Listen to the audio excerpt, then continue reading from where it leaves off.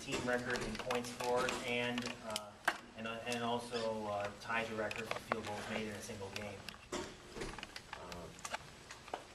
It's an honor, I guess. Well, it is an honor. That's an awesome accomplishment. That speaks volumes to not only what I did, but what the team did. The team went out there and to be able to score that many touchdowns, that's pretty sweet. Are you aware that you were? I had no idea. Right after I went to go try and find my parents, and Colin Albrecht, his mom came up to me and was like, "Did you realize you broke this record?" And I was like, "No, I had no idea." So it's a pretty awesome moment. You know, of course, about receivers, but had you studied the kickers in the past, the homewreckers, Brian Mitchell? Did you know much about that history of it?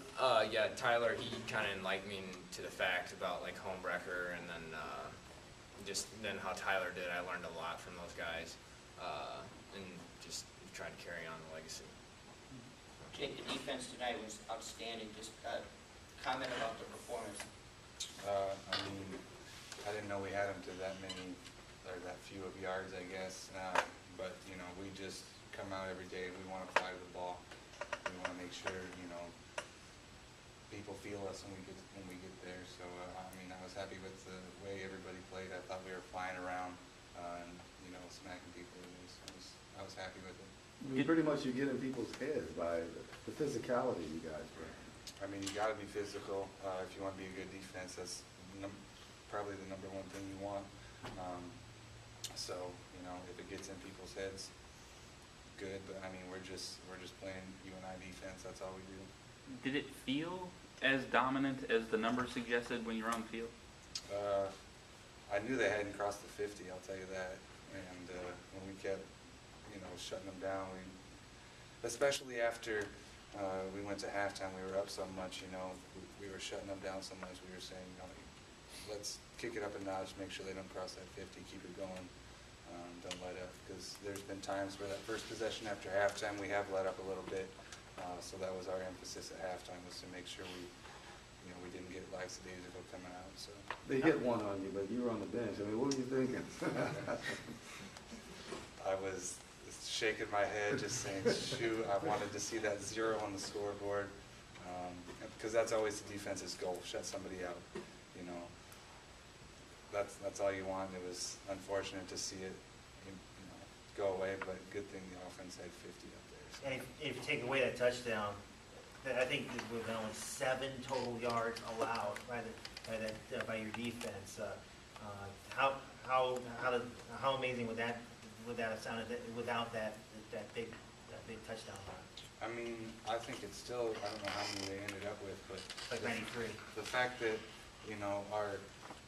most of the guys that started the game didn't play after halftime, and they still finished with less than 100 yards. It just speaks to the fact that we have a lot of guys that can play and can contribute.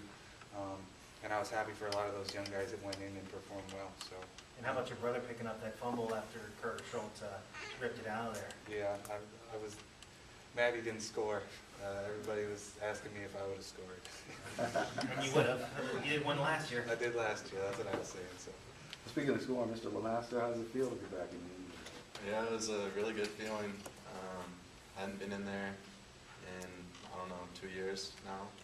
So, it kind of all hit me, just a bunch of hard work, all the countless hours in the training room, everything, It was just a different feeling scoring a touchdown than it is just getting a catch. So, yeah, it was really fun. I was glad that I got in there tonight.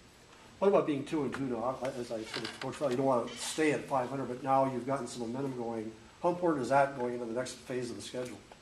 Oh, I think it's really important. You always have to get your first win and your second win, and then you got to get on a roll. And we're going into Missouri Valley play here, and every team in our conference is a good team. So it's really important that we were able to put up so many points on teams and shut them out on defense and just get some confidence going into conference play. Now, Tennessee Tech was a huge underdog coming in. I mean, so obviously sometimes the intensity level going into games like this won't be as high. But you guys not only were high, but you maintained that level of intensity. Yeah, it's what we talked about was we don't want to play down to our level of competition. We want to play our football, no matter who it is. So That's one thing that we've stressed all week, and we've stressed, whether it's we're playing Iowa and we got to play against someone who we're the underdogs, or we're playing Tennessee Tech where they're the underdogs, we're going to play our game, and we were able to do that tonight. To any of you guys, Coach Brown equated you guys to many of the bowls of division teams that they've played, and that he thinks that you guys could have a chance to run the rest of the way down to Frisco. What do you guys? How would you think of you guys in that regard? Anyone? It's always a good thing to get a compliment from somebody that you played against. All we're focused on, you're talking pretty far into the future. All I know is we're heading into MVC play, and there's 7 to 10 teams ranked, and everybody received votes to be in the top 25. So we're heading into the toughest, hardest part of our season, and that's what we strive. League play is the most important thing. So that's what we're focused on right now, is getting started in our league and maintaining this momentum that we picked up. With that, Jake, going into league play and things like that, how important were getting guys rest the last 2 weeks? With the big wins, you didn't really have to play the 2 second halves. So how much is that going to play into the next several weeks? I don't like it at first. I don't like coming out. Everybody wants to play.